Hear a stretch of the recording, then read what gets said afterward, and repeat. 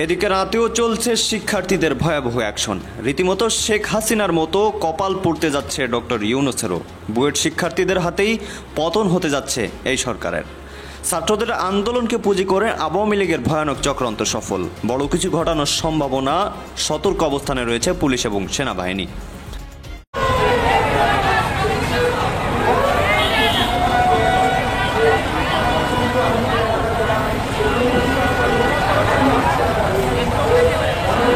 প্রকৌশল বিশ্ববিদ্যালয়ে চলবে কমপ্লিট শাটডাউন, এমন ঘোষণা দিয়ে বুয়েট শিক্ষার্থীরা দেশ জুড়েই ডাক দিলেন প্রকৌশল সমাবেশের।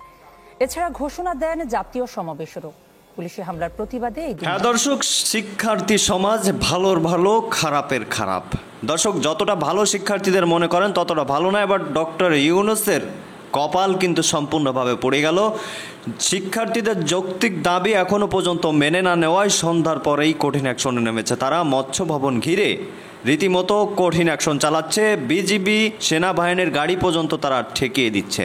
দর্শক, ঠিক এই মুহূর্তে আমাদের কাছে সংবাদ এসেছে, যতদিন পর্যন্ত এই দাবি মেনে না নেওয়া হবে ততদিন পর্যন্ত সারা দেশ ব্ল্যাকেটের ঘোষণা দিয়েছে শিক্ষার্থীরা। রীতিমতো গত বছর কোটা আন্দোলনের মতো কাহিনী ঘটতে চলেছে।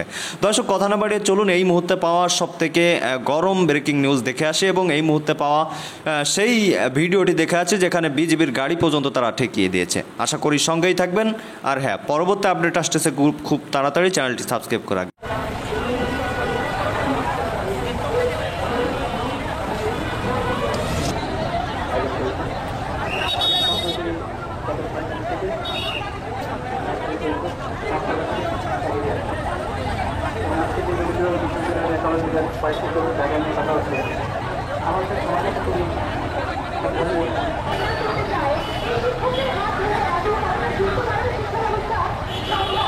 প্রকৌশল বিশ্ববিদ্যালয়ে চলবে কমপ্লিট শাটডাউন, এমন ঘোষণা দিয়ে বুয়েট শিক্ষার্থীরা দেশ জুড়েই ডাক দিলেন প্রকৌশল সমাবেশের।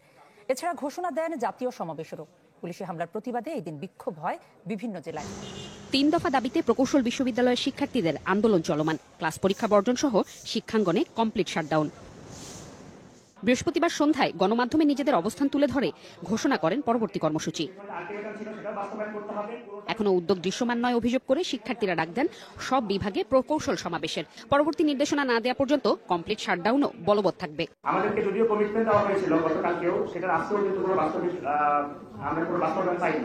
তো আমরা আমাদের কর্মসূচিটা যেটা রাখছি, প্রথমত আমাদের নেক্সট অ্যানাউন্সমেন্ট হওয়ার আগ পর্যন্ত সারা দেশের ক্যাম্পাসগুলোতে কমপ্লিট শাটডাউন বলবৎ থাকবে।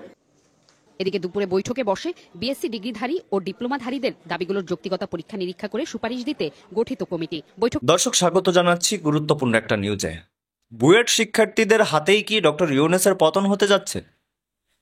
কি শব্দটি বাদ যাবে এর ভিতর থেকে? হ্যাঁ, অবশ্যই বুয়েট শিক্ষার্থীদের হাতে ডক্টর ইউনূসের পতন লেখা আছে এবং ডক্টর ইউনূসের ডেডলাইন লেখা আছে।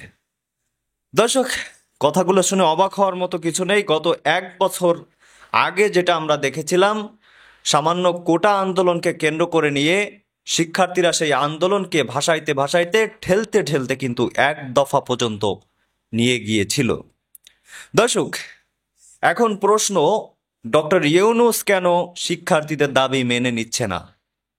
এবং আমরা গত 1 দিন আগে যেই কাহিনী এবং যেই অবস্থা বাংলাদেশে দেখেছিলাম, সেখানে শান্তিপূর্ণ পরিবেশেই কিন্তু শিক্ষার্থীরা আন্দোলনটা চালিয়ে আসছিল। সর্বপ্রথম যেদিন আমরা আন্দোলন দেখলাম, সেখানে অলমোস্ট 5 থেকে 7 জন শিক্ষার্থী শাহবাগে অবস্থান করছিল। কিন্তু গতকাল যেই আন্দোলনে যেই রণক্ষেত্রের মতো পরিস্থিতি ঘটল, এটা কাদের ইন্ধনে ঘটেছে? হ্যাঁ, সেই গোপন তত্ত্বটা আজই ফাঁস করব। সেটা হলো আওয়ামী লীগের ইন্ধনে এবং আওয়ামী লীগপন্থী যেই পুলিশ আছে তাদের ইন্ধনেই কিন্তু এই কাহিনীটা ঘটেছে। এখন পর্যন্ত কর্মসূচিতে রয়েছে বুয়েটের প্রায় 15 লক্ষ শিক্ষার্থীরা। শুনে অবাক হওয়ার মতো কিছু নেই, তবে এতটুকু জেনে রাখবেন যে শিক্ষার্থীদের এই দাবি যদি না মেনে নেওয়া হয়, ডক্টর ইউনূসের ডেডলাইন আজকের রাতেই কিন্তু ঘোষণা করা হবে। গতকাল বিকালে শিক্ষার্থীদের শান্তিপূর্ণ মিছিলে, শান্তিপূর্ণ কর্মসূচিতে পুলিশের কিছু সদস্যরা বাধা দেয় এবং এই বাধা দেওয়ার মধ্যেই রয়েছে মহাচক্রান্ত। এবং এই শুধু বাধা দিয়ে ক্ষান্ত হয়নি, পুলিশ শিক্ষার্থীদের উপরে জল কামানের গতি আপনারা দেখেছেন কিনা জানি না। ফায়ার সার্ভিসের যে পানির পাইপ আছে, সেই চলন্ত ফায়ার সার্ভিসের মেশিনের অর্থাৎ পানির সামনে যদি একজন মানুষের বুক পেতে দেওয়া হয়, তার বুকের যে পাঁজরের হাড্ডি আছে সবগুলো কিন্তু ভেঙে চুরমার হয়ে যাওয়ার সম্ভাবনা থাকে। ঠিক সেই জল কামানের পাওয়ার এতটা যে একটা মানুষকে কয়েক ফুট দূরে ছিটকে ফেলে দিতে পারে। সেই জল কামান দেখেছি আমরা শিক্ষার্থীদের বুকের উপর গতকাল, অর্থাৎ এই স্বৈরাচার তাড়ানোর পরে আবারও সেই জল কামান বাইরে এসেছে। দর্শক, তাহলে এই যে আন্দোলন, অর্থাৎ আওয়ামী লীগপন্থী যে কিছু পুলিশ সদস্যরা আসে, গতকাল আমরা দেখেছিলাম শিক্ষার্থীরা প্রথম কিন্তু আক্রমণ করি নাই। এই আক্রমণ প্রথম চালিয়েছে কিছু পুলিশ সদস্য।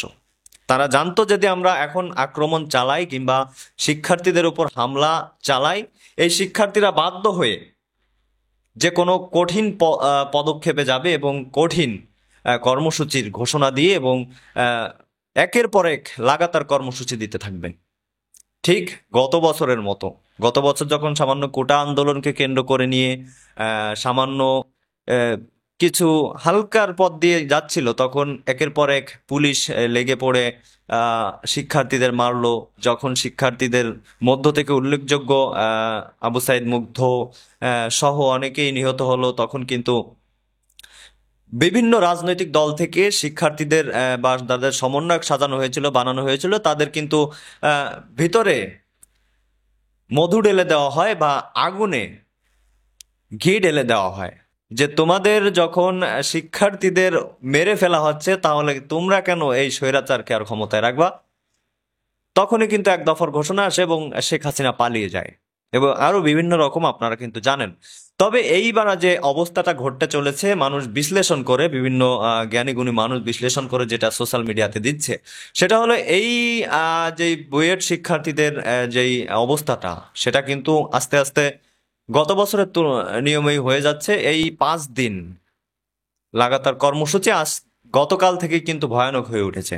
এই মুহূর্তে অর্থাৎ এই রাতে মৎস্য ভবন ঘেরাও করে, কিন্তু মৎস্য কার্যালয় ঘেরাও করে শিক্ষার্থীদের কর্মসূচি চালিয়ে যাচ্ছে। আপনারা শুরুতেই হয়তো দেখেছেন। দর্শক, এখন এই যে কর্মসূচি, এই কর্মসূচির ভবিষ্যৎ কি?